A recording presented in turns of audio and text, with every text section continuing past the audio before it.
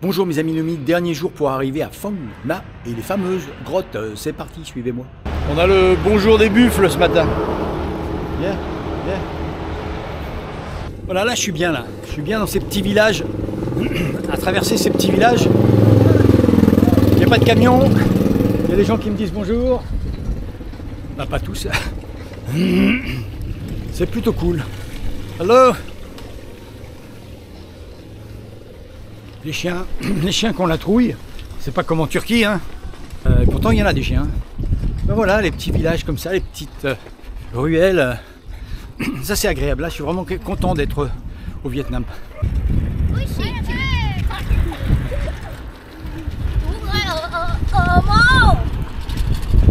La petite pause café vers 10 h, c'est normal, hein. Café glacé. Les premiers bateaux de pêcheurs, j'approche du golfe du Tonkin. Première petite chute hier dans les cailloux, plutôt dans les rochers. Mais bon, ça a saigné un petit peu, mais ça a l'air de s'arrêter.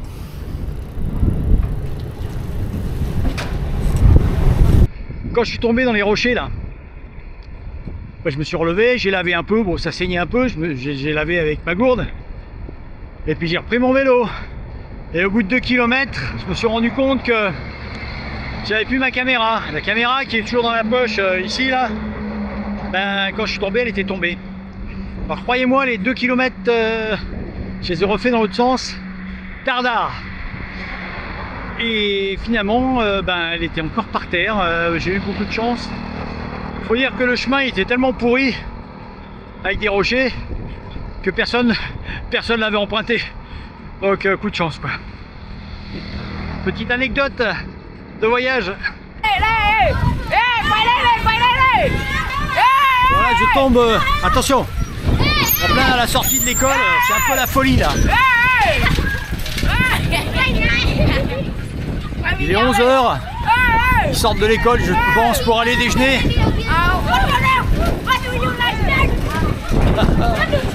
Il y a le marteau et la faucille sur les drapeaux. L'étoile jaune sur le fond rouge. Putain, je suis heureux quoi. Je suis heureux. Nostalgie, quand tu nous tiens. Ouais, je t'ai vu, t'inquiète. Ou en tout cas, je t'ai entendu. Mon Dieu, quel bruit. Et j'ai rejoint la mer. Bon alors c'est un vrai dépôt d'ordures, hein. Là ça refroidit un peu quand même. Le golfe du Tonkin, en anglais Gulf of Tonkin. Encore une route un petit peu différente cette fois. On est juste à côté de la mer. Il y a du maïs qui pousse. Là on longe vraiment la mer. J'ai innové. Dans ma dernière croisade, il me manquait un rétroviseur. Franchement, un rétroviseur pour savoir si les camions sont loin derrière ou ici c'est les scooters. Et donc j'ai rajouté un tube. J'ai rajouté un tube un peu plus long ici pour tenir la tente. Oui, la tente c'est pour le Cambodge surtout. J'espère que je m'en servirai dans le temple d'Angkor, j'espère. Donc il est un petit peu plus long. Et au bout du tube, je me suis enfilé un rétroviseur. Non mais c'est bon, c'est bon. Dans le tube, là, dans le tube ici. Et ce qui fait que juste sous le guidon, maintenant j'ai un rétroviseur. Et je dois avouer que ma jambe passe ici. Et je dois avouer que ça marche pas mal du tout. Donc c'est un petit tuyau, un petit rétro. Je vous donnerai les coordonnées du rétroviseur dans les commentaires si je les trouve et si j'arrive à me brancher. Allez, on continue la route. C'est parti, en regardant le rétroviseur et en regardant devant surtout. Finalement cette route surélevée comme ça, c'est une sorte de digue, je pense, hein, qui est là pour protéger des éventuelles marées hautes ou petits tsunamis qui pourraient arriver, ou des petits typhons qui en pourraient amener la mer jusqu'ici et qui détruiraient toute la culture qu'il y a sur le côté, sur mon côté droit là. Parce que vraiment, c'est une digue bien foutue. Alors, par contre, c'est pratique pour rouler, il n'y a pas de camion. Ah, ça c'est bien. Mais il n'y a pas de café. Bon, je suis très curieux. Il y a des sortes de bassins avec des aérateurs un petit peu tout le long. Je vais aller voir ce que c'est. What is it? Ah, shrimps. Nice. C'est des élevages de crevettes. Putain, la classe. J'adore les crevettes. On va aller voir ça. Hello. Alors, qu'est-ce que vous faites debout ici? Ah, des crevettes, hein. Cái cay. C'est des crevettes là. Cái cay Việt Nam. Yeah.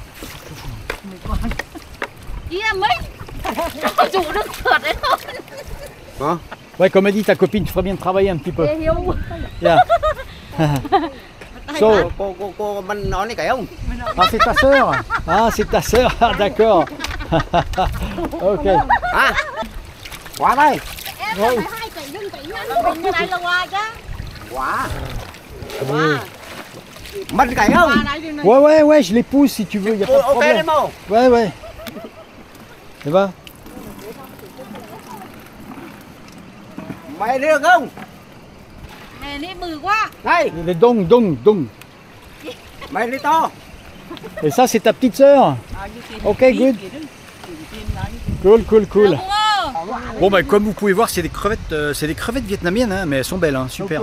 Alors, si l'eau elle vient directement de la mer, je sais pas si la mer est polluée, mais en tout cas, ils ont des belles crevettes. Bye. Donc, ma future femme en a acheté aussi des crevettes. Yeah. Waouh!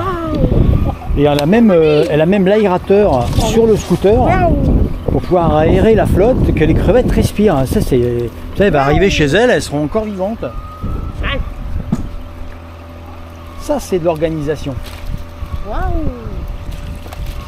Mais par contre, il y a des glaçons, elles doivent pas aimer parce qu'il doit faire un peu froid dans la flotte quand même. Il y a des gros morceaux de glace. Wow.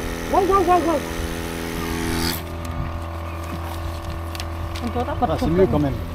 Ah, ça marche mieux quand c'est branché. Petit arrêt dans un restaurant au bord de la mer. Et on va essayer d'avoir des nouilles ou du riz frit avec des crevettes qu'on a vu tout à l'heure.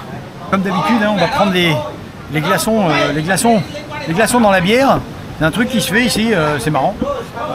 Mais bon. Et puis là, des glaçons, c'est pas des petits glaçons, hein, c'est des gros glaçons. Ça rigole pas, ça remplit le verre presque. C'est tellement énorme, ça rentre pas dans le verre. Ok. C'est la première fois que je bois de la Sao Vang Beer. D'habitude, c'est ou Hanoi Beer, ou Saigon Beer. Alors là, Hanoi et Saigon Beer partout. Je pense que ils n'ont pas osé appeler une bière Ho Chi Minh parce que Saigon a changé de nom, hein, ça s'appelle Ho Chi Minh.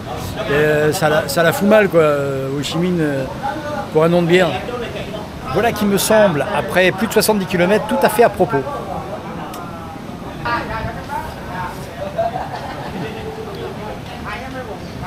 Franchement, je ne sais pas ce qu'ont mangé les crevettes et je ne veux pas me poser la question, mais c'est super bon, c'est succulent. Bon, c'est sûr, c'est pas Bora Bora, hein. Mais je suis super content d'être là. Alors dans vos commentaires, quelqu'un me demande des cartes. C'est pas bête du tout, effectivement, pour voir le trajet que je fais. Eh bien, écoutez, je suis parti de Hanoï, on le voit bien là. Et ça, c'est le tracé de ma montre. Donc ça ne peut pas être plus exact. Donc je descends de Hanoï, je me dirige tranquillement vers Ninh Binh. Et de Ninh Binh, eh bien tout doucement, je me dirige vers la côte que je rejoins. On a vu quelques vidéos où je longeais la mer. Et puis, tout doucement, je continue à descendre. Ensuite, je me dirige vers l'intérieur pour rejoindre Phang Nga. D'ailleurs, les petits points orange sont les endroits où j'ai passé la nuit. On a les bus là-bas, on a les canards, on a le paysan qui travaille avec un tracteur comme j'avais pas encore vu.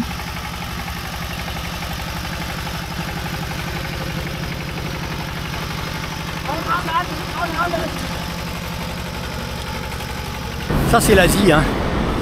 Complètement anachronique, avec son petit balai. Elle balaye l'autoroute.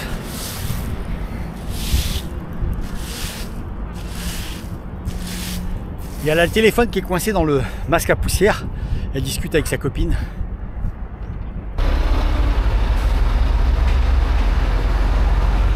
Alors, il y a des trucs que je comprends pas très bien des fois. C'est des routes comme ça qui sont pas finies. Et qui sont tellement larges, on pourrait faire atterrir un Airbus. En plus, c'est les endroits où ça circule pas. Donc, je sais pas. Bon, il y a beau y avoir la mer là-bas.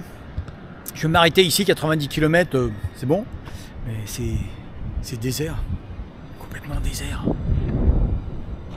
Peut-être une ville balnéaire, mais en même temps, la mer est pas belle. Hein. Aujourd'hui, petite chambre coquette, petite terrasse.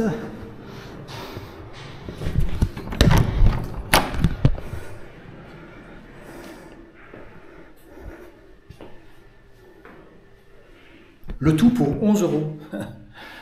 Je suis sur un très grand pont. Ça me rappelle une histoire.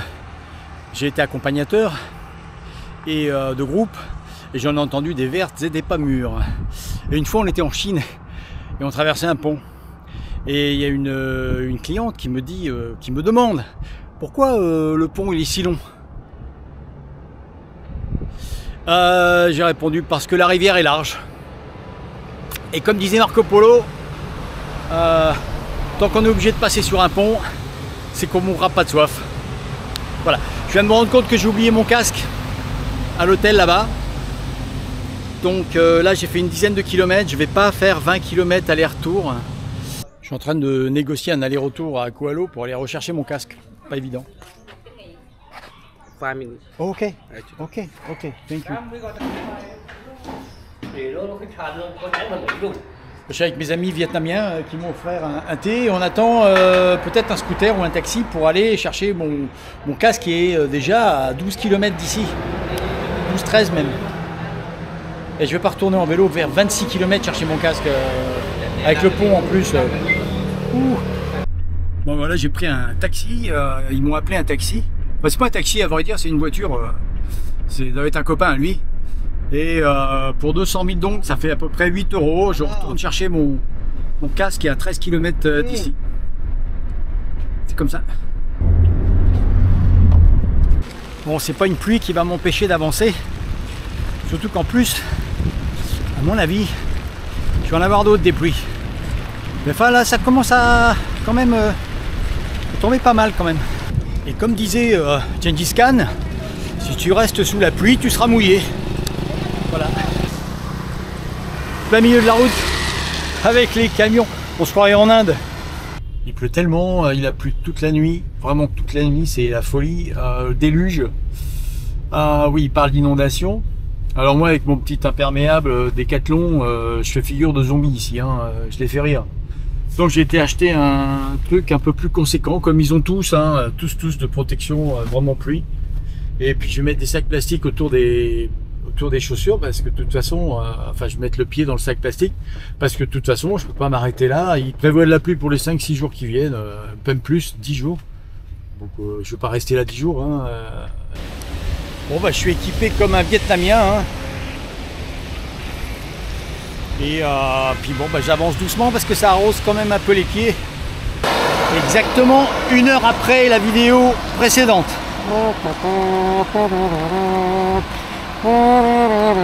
I'm singing in the rain. L'impair super, hein. D'ailleurs, Danny Boone n'aurait pas pu faire son sketch parce que quand on tourne la tête, la capuche tourne pas. Bon, effectivement, j'ai mon casque, mais la capuche est très serrée.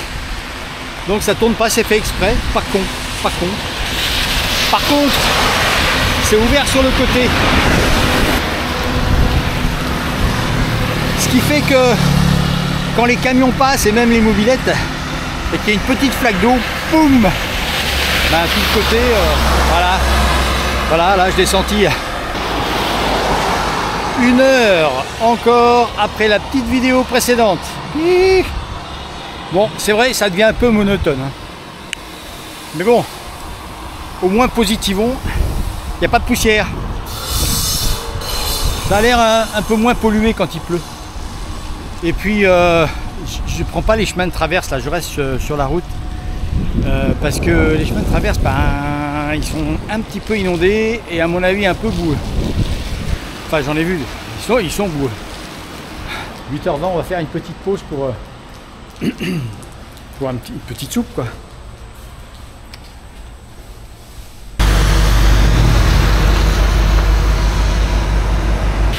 Ça fait 3 heures maintenant que je roule.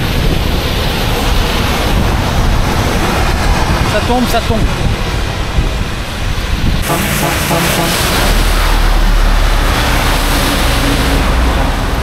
Là j'ai ma dose.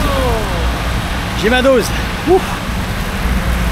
Et comme disait Paul Doumer avant d'être assassiné, parce que il a vécu au Vietnam, il a vécu longtemps au Vietnam, quand les grenouilles s'accouplent sur la route, c'est qu'il a vraiment trop plu.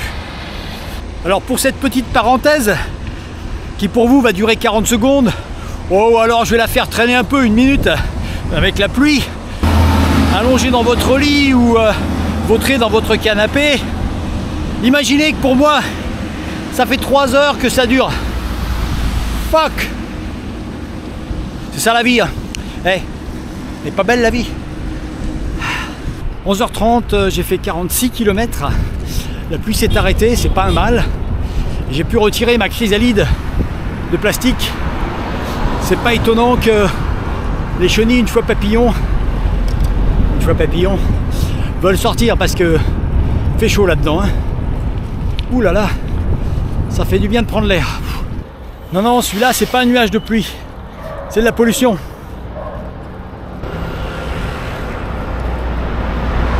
Inquiétant, non?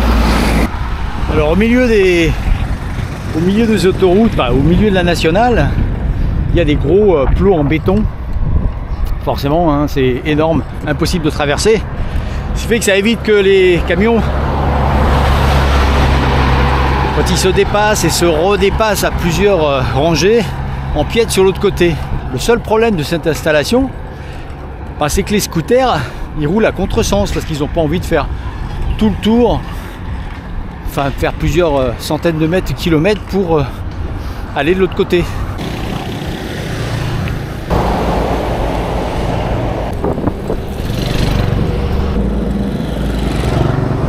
Ils sont pleins d'idées ces Vietnamiens. Regardez, pour emporter. Je vais même l'emporter sur mon vélo. Dessus, ils le scellent aussi. Je traverse la rivière Giang. Alors la rivière Giang, elle est très large, mais elle ne fait que 268 km de long. Heureusement, elle est plus longue que large. Et comme disait Napoléon, Natubao, Penoivu Wa Nano. Si la rivière est plus large que longue, c'est que c'est pas une rivière, c'est un lac. Et oui, ici aussi je pousse. N'allez pas croire que tout est plat.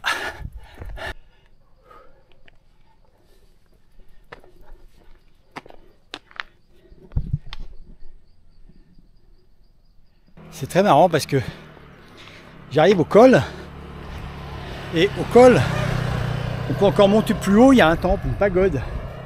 Quand c'est pas une pagode, comme chez nous par exemple, c'est une église.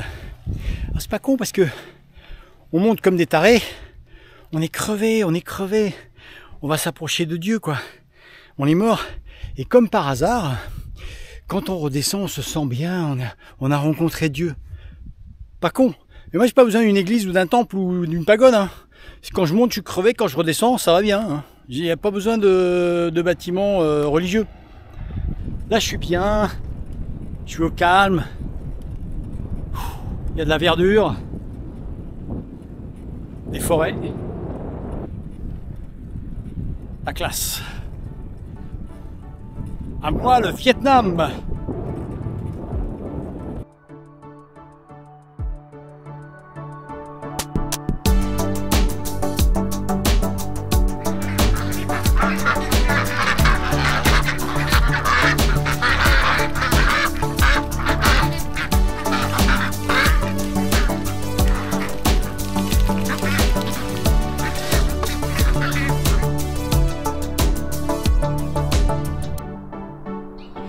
Bon, j'arrive à Phong Nha, fin d'une très longue étape. Et là, normalement, je m'arrête une journée. Il y a des trucs à voir, touristiques, on va aller voir ça, on va voir. Hein. Normalement, il y a des grottes. Des grottes qui n'ont pas encore même été explorées tellement elles sont profondes. On va aller jeter un œil là-dessus. De toute façon, je m'arrête un jour ici. Petit repos bien mérité. Nous allons terminer cette vidéo sur ces quelques images.